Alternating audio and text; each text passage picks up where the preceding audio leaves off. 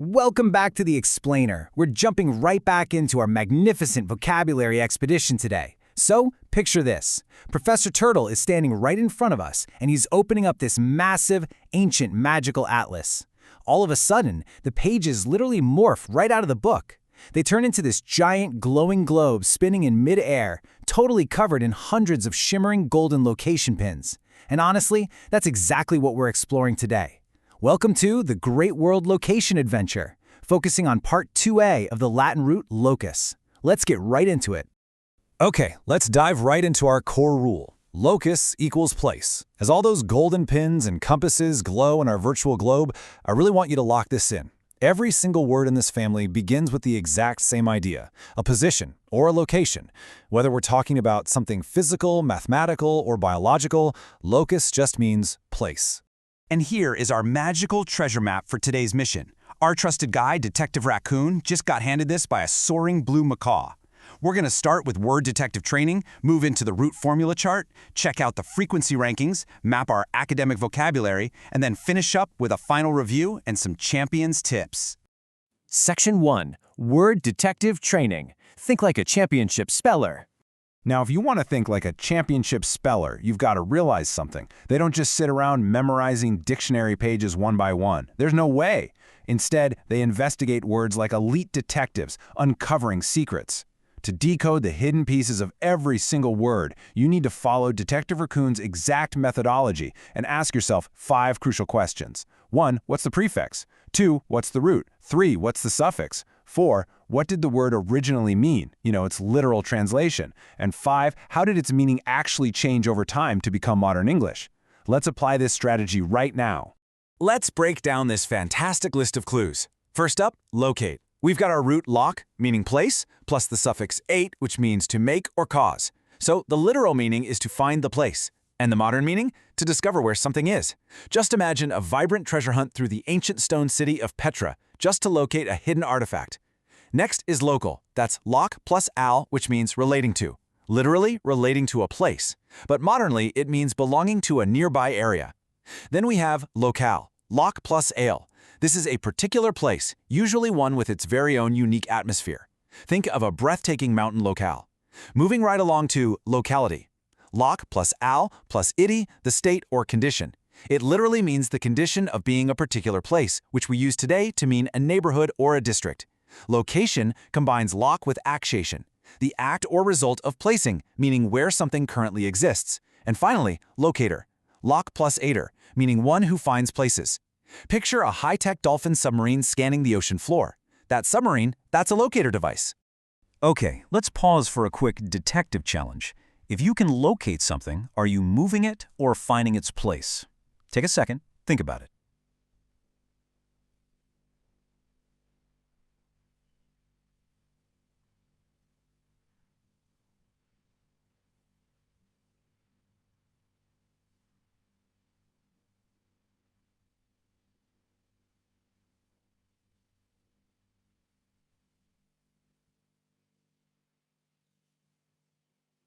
You got it. You're finding its proper place. You aren't moving the treasure at Petra. You're discovering exactly where it's been hiding this whole time. Let's move on to our next set of words and see how this builds. First up, allocate. Now, this is a massive spelling bee tip, so absolutely pay attention to this. The prefix is actually ad, meaning to or toward, but the D changes to an L because of the consonant that follows it in our root loc. It's a real game changer to know that. So add plus loc becomes allocate. It literally means to assign something to a place. Today, it means to distribute for a purpose, like a team of busy beavers delivering and allocating wood supplies to all their different dams. Allocation is just the act of assigning to places or the distribution of resources. Next, we add the prefix re, meaning again. Relocate means to place again or move to another place. Imagine a family of koalas packing up their belongings and moving their tree houses to a completely new forest. And relocation? Well, that's simply the act of moving somewhere new. Now for some really fascinating variations. Dislocate. The prefix dis means apart, literally, to move away from its proper place. But here's a spelling bee alert for you. It doesn't just mean move, it specifically means moving a bone or joint out of its correct position. Imagine a humorous little wooden robot who just took a tumble and knocked his arm joint entirely out of position. Ouch! Dislocation is that very state or injury of being displaced. Next is collocate. The prefix co means together, to place together or position near each other. You'll see this a lot in computing and business. Finally, translocate. Trans means across, to move across places or transfer from one location to another. I'm picturing this adventurous octopus stepping right through a magical glowing portal to translocate to another ocean entirely. And this brings us to the pure root itself, locus. No prefix, just the root meaning place or a specific position. But what if there's more than one? Let's take a little journey into a magical genetics castle. Imagine a wise, glowing DNA dragon pointing his claw at a single glowing spot on a chromosome.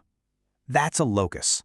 But when he sweeps his claw to reveal several glowing gene positions scattered all across the chromosome, those plural spots are called loci. Time for a mini detective challenge. Let's put your new morphological skills to the test. Breaking down re plus al plus loc plus 8. Without checking a dictionary, what do you predict reallocate means? Think about it for a second. Yes, re means again, al from add means to, loc means place, and 8 means to cause. Put it all together and it means to assign again. Brilliant job. Section 2. The root formula chart, decoding the matrix. Imagine our friend Robot Scholar floating into the room right now and projecting this massive, glowing holographic matrix to map out everything we've just discovered. This brilliantly illustrates the pattern of all 15 words we just decoded. You've got the prefix on the left, our root lock anchoring the center, and the suffix locking into the right to build the literal meaning, which effortlessly converts straight to the modern meaning. For example, check out the top row. Local takes no prefix, adds lock, and finishes with al, giving us a literal meaning of relating to place and a modern meaning of nearby. Or look down at relocation. Re plus loc plus ation builds active moving. Whether it's adding dis for dislocate or trans for translocate, the root lock is the unbreakable core of this whole matrix. So the absolutely crucial point here is to lock in this word detective strategy. This exact step-by-step process is exactly how elite spellers conquer unfamiliar vocabulary live on stage. Find the prefix, find that loc means place, read the suffix, build the literal translation, and convert it to modern English. Never just guess, guys. Decode it. Section 3. Frequency rankings, where words live in the wild. Now, not all lock words are equally common. Explorer Rabbit is opening up her worn, leather-bound journal right now to categorize exactly where we encounter these words out in the wild. First, she notes our everyday words. Words like local, locate, location, locality, relocate, and relocation. These build our everyday foundation in conversation and reading. But as we dig deeper into the journal, we find the academic words. Things like allocate, allocation, locator, locale, collocate, and translocate. These are absolutely essential because you'll encounter them constantly in your textbooks for geography, history, environmental science, and computer science.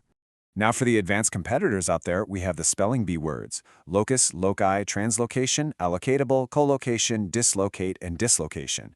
These really matter because they demand strong Latin morphology knowledge. And at the absolute pinnacle, we have expert-level words for national competitors. Words like translocational, multilocational, bilocation, locus classicus, locus standi, loculus, and locule.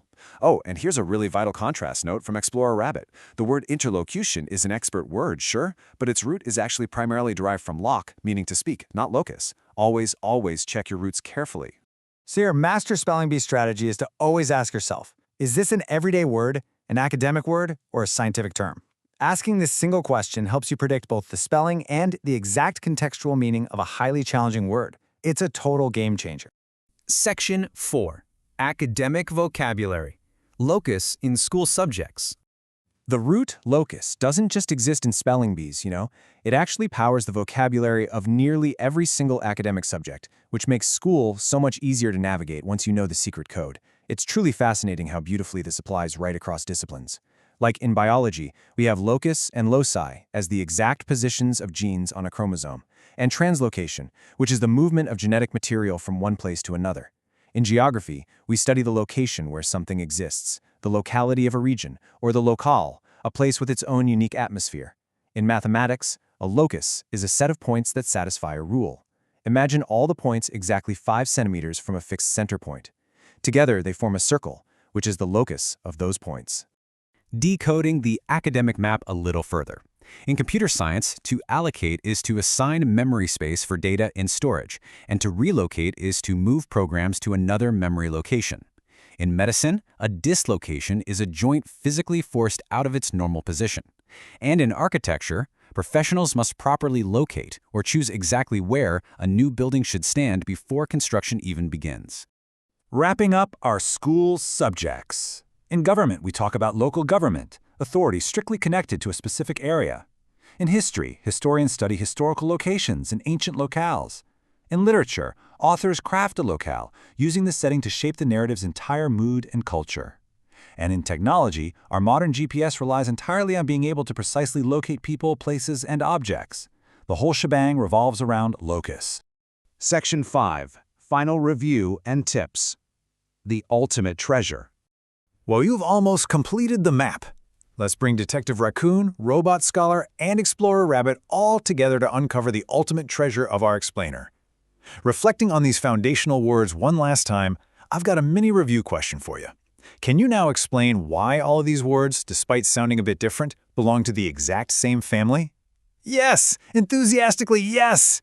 It's because every single one of them traces directly back to the Latin root locus, meaning place. And that brings us to our final champion's tip. Whenever you encounter an unfamiliar word containing lock, just pause for a second and ask yourself, how does this word relate to a place, position, or location? That single question is the literal key that unlocks new words. But you know, it makes you wonder, how many other secret codes are hiding in plain sight in the English language? Our adventure isn't over. In Part 2B, we're going to tackle the top 25 words every speller absolutely must know, advanced words, and championship etymology training. Are you ready to master them next? I'll see you there.